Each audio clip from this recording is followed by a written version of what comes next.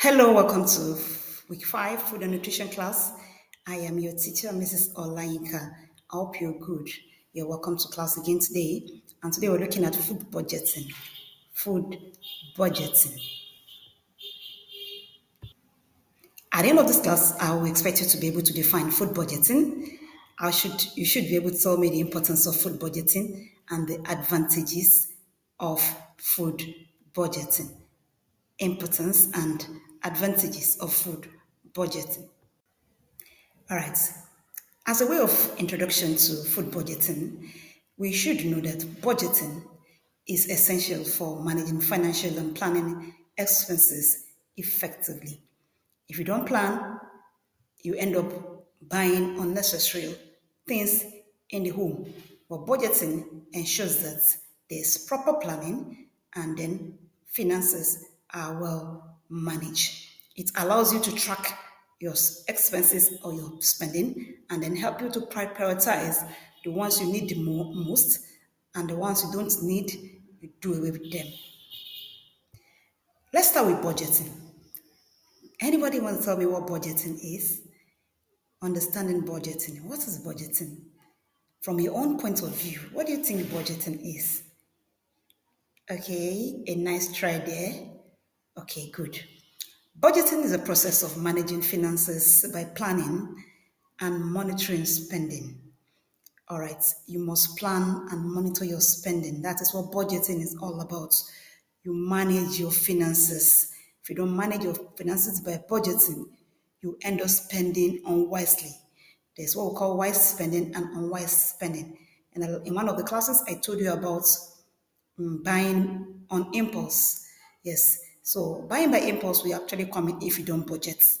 So budgeting helps you to manage your finances, plan and monitor your spending. Well, having understood what budgeting is, now let's look at food budgeting. This is the one that applies to us as food and nutrition students. What is food budgeting? Okay, it involves allocating a specific amount of money for food purchases. For food purchases. When you talk about budgeting, budgeting can cover a whole lot of things in the home, appliances,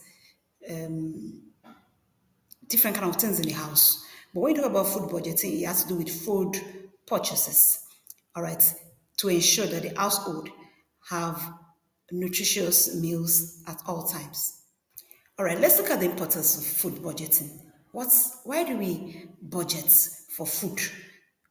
Can we discuss? Let's just look at it together. Why do you think we should budget for food in the house? Why? Okay, to avoid wastage. Okay, that's a good one. To reduce waste through mindful purchasing.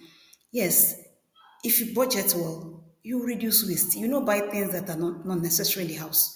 You buy only the things that are needed in the house.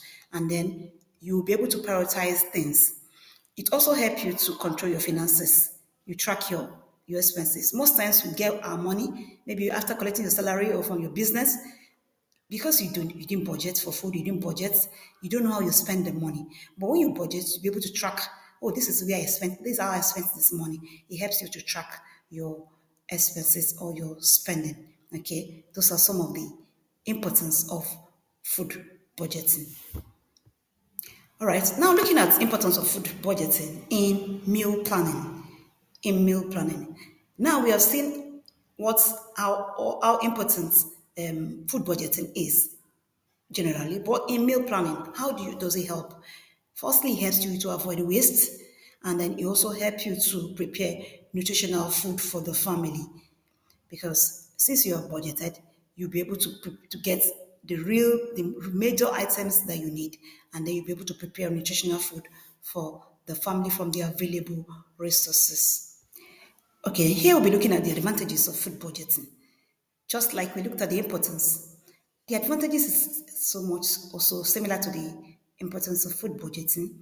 Or one of the advantages is it helps families allocate fund wisely. It helps the family to allocate fund wisely. So if you're collecting maybe 200,000 at the end of the month and you have food budgeting, in the house, then you'll be able to allocate your fund wisely. Okay, 50,000 goes to food, another 50,000 goes to transportation, and maybe 50,000 goes to education, and then the remaining like that you allocate. So it also helps to effectively manage our finances. It helps in effective financial management. Okay. All right. It shows that important needs are the ones that are met. That's another advantage because you'll be able to prioritize and buy things that are needed, not just on impulse buying. Still on advantages of food budgeting. It helps you to have, when you're budgeting, you have a shopping list. All right, your shopping list will help you to pick items that are needed, not just what you want, but what you need in the family.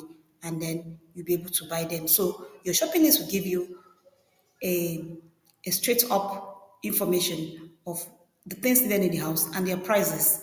So you'll be able to allocate fund wisely and then manage your resources. All right, there's something we call savings in the family. Savings. So food budgeting helps to save for the future. You set aside a particular amount of money for the future need. All right. So effective food budgeting allows the family to set aside some amount of money for save. You save it, and then when the need arises, you can use the saved fund. In conclusion, let's look at the key takeaways on food budgeting. All right. Effective food budgeting helps us to have a better financial management, allow us to prioritize our spending, and then avoid unnecessary expenses or unnecessary spendings. Okay, it's our question time now. Let's see what we've learned into this class. All right. What's the difference between budgeting and food budgeting? Okay, then give two importance of food budgeting. Give me your responses in Google Classroom or on the comment section of this video. I'll be expecting it. Thank you for listening and thank you for coming to today's class. I'll be expecting you next week. Enjoy the rest of the day. Bye.